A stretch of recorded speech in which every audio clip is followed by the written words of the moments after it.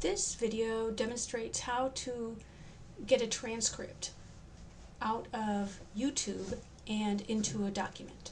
So the first thing I'm going to do in YouTube, these three little dots over here, if you click those, one of the options is Open Transcript. So I'm going to open that, arrow down a little bit so that I can see the entire little screen here. This is our transcript.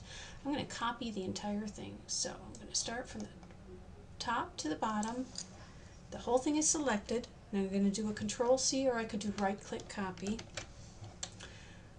So now it's copied. I'm going to go over to my document, which I've got sitting here waiting for me. I've got my title. I'm going to do Control-V or right-click paste. So there's the whole transcript. It doesn't look very good at the moment. It's not going to be accessible. So I'm going to back up.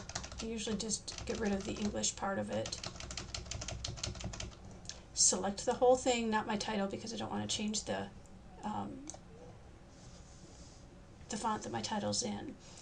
I'm going to change the font to something that I know is accessible and a larger font. I'll change it to 12.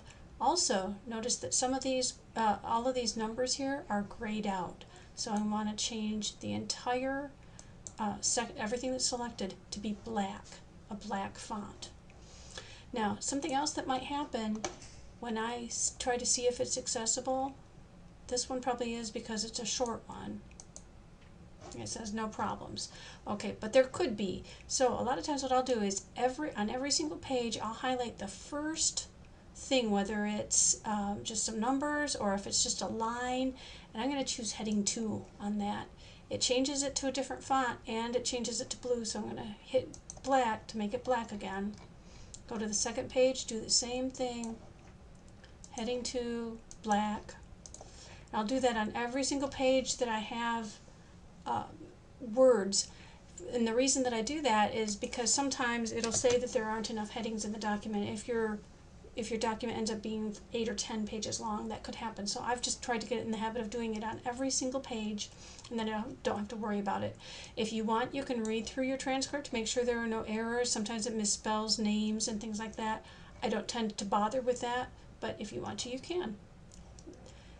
That's how you create a transcript. I'm going to hit save. I'm going to save this, and then I'm going to create a PDF.